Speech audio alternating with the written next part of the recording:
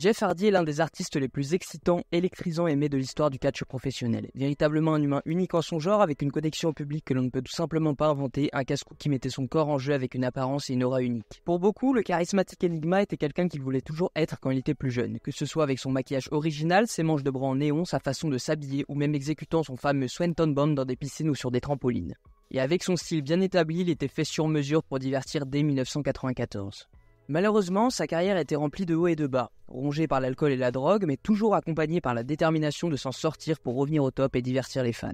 C'est pour cela qu'aujourd'hui je vous invite à plonger plus profondément dans l'histoire de l'homme aux mille abus, mais doté d'un talent et d'un amour exceptionnel pour sa discipline, le héros de notre enfance, j'ai nommé Jeff Hardy. Au début des années 90, en Caroline du Nord, vient un jeune homme qui depuis tout petit a un goût fascinant pour la compétition de toutes sortes, pratiquant le motocross, le baseball et même le football américain, tout en suivant en parallèle sa véritable passion, la lutte professionnelle. Ce jeune homme s'appelle Jeff, et avec son frère Matt, face à la difficulté de trouver une opportunité dans une compagnie, ils décident de se lancer dans ce monde en créant leur propre mini-fédération appelée la Trampoline Wrestling Federation. Ce qui se passe ensuite, même eux ne peuvent pas y croire, car grâce aux bouche à oreille, ils attirent l'attention de promotions indépendantes qui les invitent à participer à leurs événements et commencent ainsi la carrière des deux frères. À ce point, je fais une petite pause pour clarifier que nous avons tous que les premières années de la carrière de l'Enigma sont aux côtés de son frère. Et ce n'est pas que je veuille passer cette période rapidement, mais je vais simplement aborder les grandes lignes car je vous expliquerai tout en profondeur dans une vidéo sur l'histoire des Hardy Boys. À la fin de cette vidéo, vous pouvez déjà aller visionner celle sur son frère Matt que je mets juste en haut, je reviens quand même pas mal sur leur ascension jusqu'à la WWE.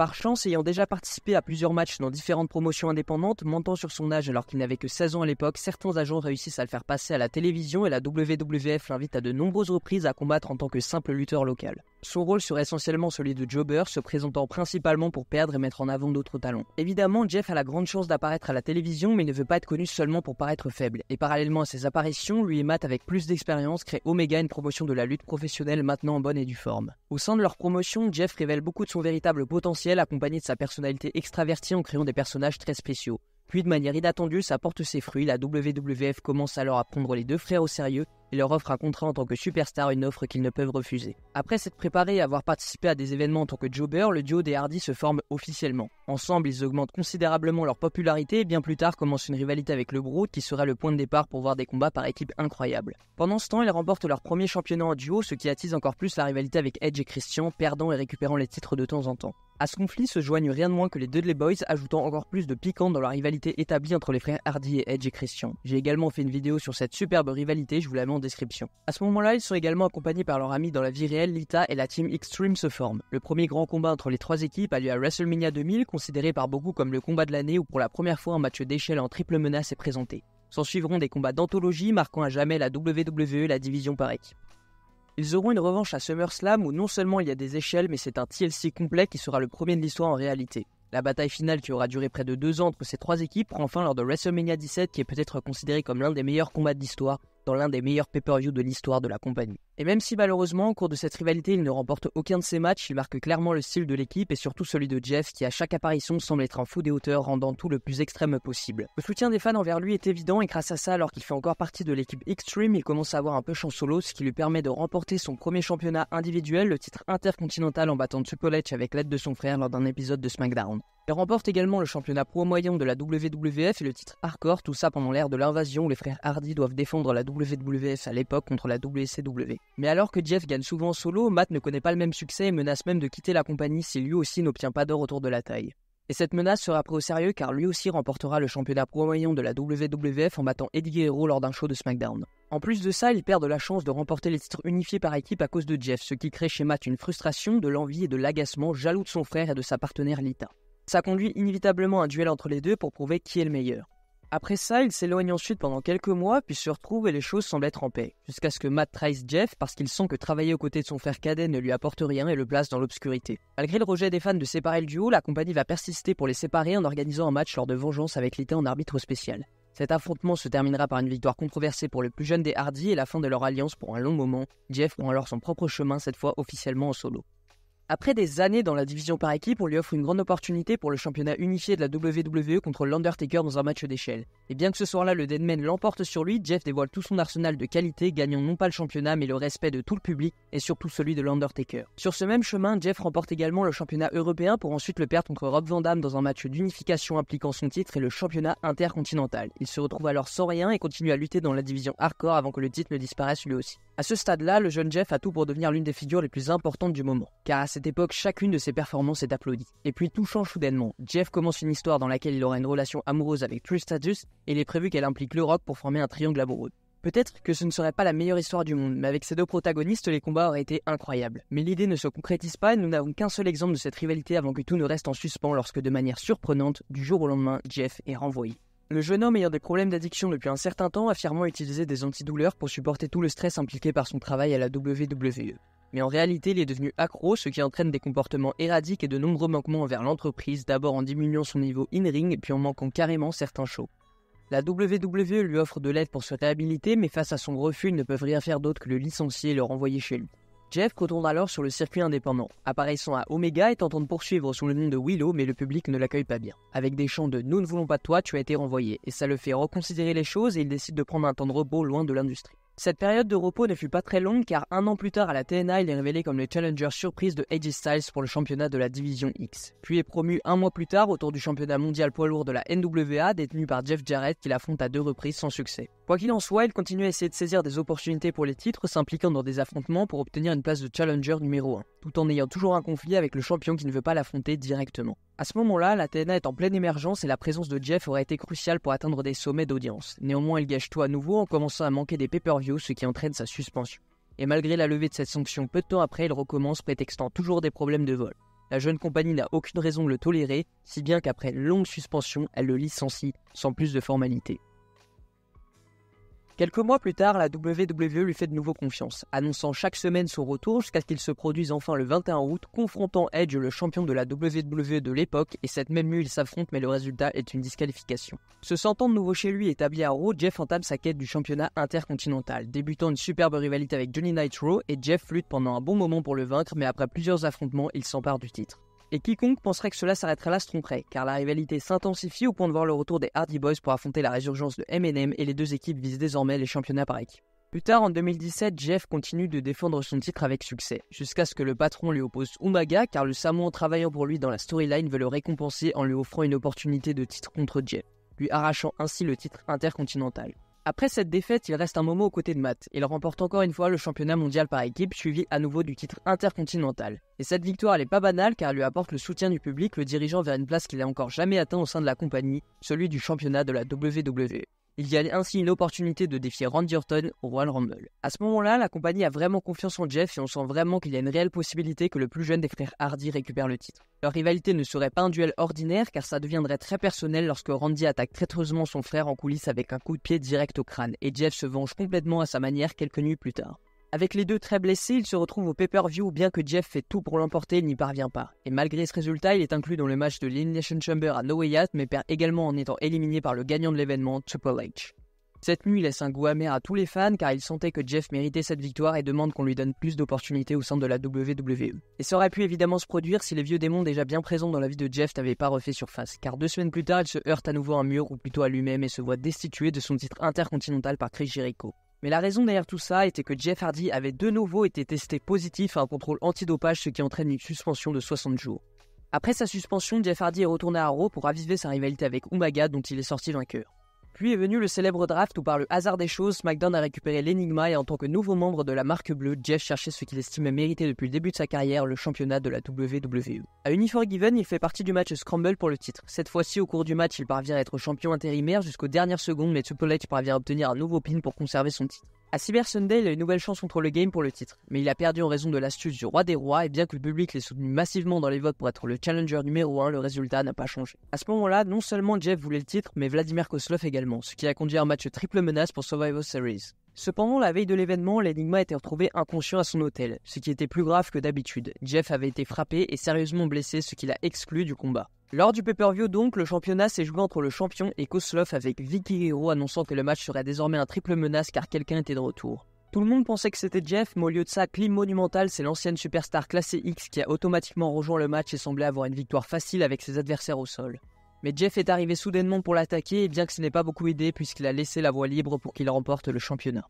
Ce qui s'est passé a ouvert la voie à Vicky Guerrero pour former un match triple menace pour le titre cette fois-ci avec Triple H et Jeff Hardy en tant que challenger, atteignant ainsi Armageddon. Cette nuit-là serait magique pour le charismatique Enigma car avec sueur et larmes il remportait le match en utilisant tous les moyens possibles, ce qui lui permettait de finalement se couronner comme le nouveau champion de la WWE. Il commencerait alors une nouvelle année sous les applaudissements et une telle joie pour avoir réalisé un grand rêve, mais tout serait terni car Jeff commencerait à subir une série d'accidents soudains qui mettraient gravement en péril sa santé alors qu'il avait une rivalité avec elle, ce qui laisserait entendre que c'était lui qui était à l'origine de ces événements. Avec cette croyance, nous arrivions au Royal Rumble, où dans le match pour le titre, Matt Hardy entrerait rapidement pour contrer les pièges de Vicky. Il semblait que nous allions voir un concert de chaises contre elle, mais un coup brutal s'abattrait sur son frère et changerait les schémas, provoquant l'extinction de la flamme et la perte de cet or que Jeff aimait tant. Au SmackDown suivant, Matt viendrait nous rapporter qu'il est l'auteur de tous les malheurs arrivés à Jeff depuis le début, et cette situation aggraverait encore plus la rivalité qui s'était réveillée après de nombreuses années. Ainsi, des défis seraient posés. D'abord, pour le plus grand événement de l'année, WrestleMania 25, ce serait un défi Extreme Rules remporté par l'aîné, suivi lors d'un show de SmackDown d'un combat sur civière. Dans les deux affrontements, Jeff avait toujours l'avantage, mais Matt en quelques minutes remontait la pente et contre-attaquait. Enfin, nous les verrions dans un I Quit match à Backlash où les choses seraient très différentes. Avec cette fois-ci le cadet des Hardy qui se vengerait pleinement, même si son frère lui demandait pardon pour en finir, et laissait Jeff remporter la victoire. Dépit de cette sombre page contre son propre sang, il n'avait jamais perdu de vue son objectif, se tenir au sommet. Il s'acheminait désormais vers le championnat du monde poids lourd détenu par Edge. De fait, il aurait eu quelques occasions de prétendre au titre, mais la plus importante serait à Extreme Rules lors d'un match d'échelle. Les choses se dérouleraient de manière très égale, où Edge bloquait entre les barreaux de l'échelle de telle sorte qu'il reste immobilisé juste avant de voir s'élever au-dessus de sa tête un nouveau champion du monde poids lourd. C'était vraiment incroyable et épuisé, il célébrait sans s'attendre à ce que CM Punk arrive avec sa mallette Money in the Bank pour cash in son contrat et après 2 résistances de la part de Jeff, la ceinture changerait de main. Bien que Punk avait interrompu la fête de Jeff sur la route, il ferait tout pour récupérer son titre, suscitant une rivalité qui brûlerait aussi sur les écrans. Hardy avait réussi par le passé à raviver les champions, mais cette fois-ci, les deux rivaux s'élèveront mutuellement vers les sommets. La rivalité était si forte que Teddy Long annonça un combat pour le titre à SummerSlam où la seule manière de remporter la victoire était de décrocher le championnat dans un TLC. Cette nuit-là, Punk remportera le titre dans un match complètement fou avec le retour du Deadman. Jeff, en revanche, complètement détruit, demande une dernière chance de récupérer ce qui était à lui. Punk lui accorde, mais avec une seule condition, celui qui perdait devrait quitter la compagnie. Une condition qu'il accepte pour le 28 août à SmackDown dans une cage d'acier où l'avenir d'un des deux hommes basculera à tout jamais. Arrivé à la conclusion de ce match qui, on peut dire, mettra un terme à la génération Catch Attack avec la victoire de Punk, conservant le titre poids lourd et les au revoir de Jeff au public. Le véritable choc pour beaucoup de gens, moi y compris, pensaient que tout cela faisait partie d'une histoire, mais ce n'était pas vrai. La même semaine, le contrat qu'il liait Jeff à la société expira et sachant qu'il devait résoudre ses problèmes personnels en plus de guérir de nombreuses blessures, il décida de ne pas renouveler et c'est ainsi qu'on lui dit au revoir pour un long moment loin de la WWE. Une nouvelle étape devait commencer dans la TNA avec Jeff réapparaissant le 14 janvier 2010. Dans un retour inattendu très applaudi par ses fans, Hardy passa d'abord par quelques confrontations avant d'être élevé au rang de main event. Celui-ci chercherait à obtenir le championnat mondial des poids lourds, mais ne parviendrait pas à l'obtenir et préférait opter pour la voie aisée, s'associant à Hulk Hogan, Eric Bischoff, Jeff Jarrett et d'autres pour se faire aider par le nouveau clan Immortal pour s'approprier la ceinture tournant il à cette occasion. Un nouveau design du titre sera alors présenté, entièrement créé par Jeff et il le défendrait avec succès pendant un bon moment, allant même le défendre au Japon lors de Wrestle Kingdom 5 jusqu'à ce que Sting fasse son retour dans la société. Et vous savez ce qui va se passer évidemment, l'Icon réussirait à lui arracher l'or, ce qui déclencherait un match revanche à Victory Road, l'un des pay-per-views les plus attendus de l'année à la TNA. L'événement avait été très attendu, mais un match sans disqualification entre une légende et un jeune talent prometteur était à coup sûr le match de la soirée. Mais tout ça a littéralement pris fin lorsque Jeff et ses problèmes de drogue ont de nouveau été les seuls protagonistes, car l'Enigma a disparu toute la journée pour ne revenir que lors de son combat en retard et manifestement drogué, arrivant perdu et agressif envers le public. Il ne se souciait de rien, Sting fit son entrée, mais juste en voyant son regard, nous savons à quel point il était déçu. Eric Bischoff, dans une action d'urgence, sortit des coulisses pour gagner du temps et dira à Jeff de reprendre ses esprits, mais ça ne fit qu'empirer les choses. Jeff continua de faire le pitre et bien que Sting essaye tant bien que mal de combattre face à un Jeff complètement ailleurs, il ne peut rien faire. Vraiment bouleversé et contrarié, il se contenta de mettre fin au match en seulement 88 secondes en accord avec le public criant le mot bullshit qui ce soir-là a résonné dans toute l'arène. Cette nuit-là marquait un tournant dans la vie de Jeff, car c'est là qu'il a littéralement touché le fond. Cette faute lui coûta très cher et très frustré par ce qui s'était passé sur le ring, la société a décidé de l'envoyer en cure de désintox et de l'éloigner de la télévision. L'année suivante, il fut réembauché et lors de son retour, il présenta des excuses publiques, avec notamment une vidéo de lui et Styles qui lui remet les pendules à l'heure pour ne plus qu'il fasse de vagues dans cette compagnie qu'il a aidé à grandir au fil des années. Jeff démarre directement une rivalité contre son ancien clan et cela lui permet de remporter son prochain championnat. Mais après l'avoir perdu, voyant qu'il n'avait aucune chance de le récupérer, il annonça sa démission de la TNA car il n'était pas d'accord avec de nombreuses politiques internes. Ce n'était qu'une excuse pour qu'il revienne sous son ancien personnage d'Omega appelé Willow, une personnalité sombre et perverse qui jouait avec l'esprit de ses opposants. Après une longue période, Jeff apprit à maîtriser ce côté sombre de sa personnalité et se réunissait avec Matt pour raviver les Hardy Boys, devenant ainsi champion par équipe. Bien que l'histoire d'il y a quelques années se répétait, après avoir perdu l'or, Matt a rapidement changé pour se réveiller avec une toute nouvelle attitude Broken Matt Hardy. Matt peut désormais exprimer son plein potentiel créatif en dehors de la WWE et il devient une personne très en colère contre Jeff mais qui le voulait quand même à ses côtés. Et ainsi, après plusieurs confrontations et un grand match d'élite, Jeff finit par rejoindre le Broken après être passé par le lac de la résurrection pour devenir Brother Nero.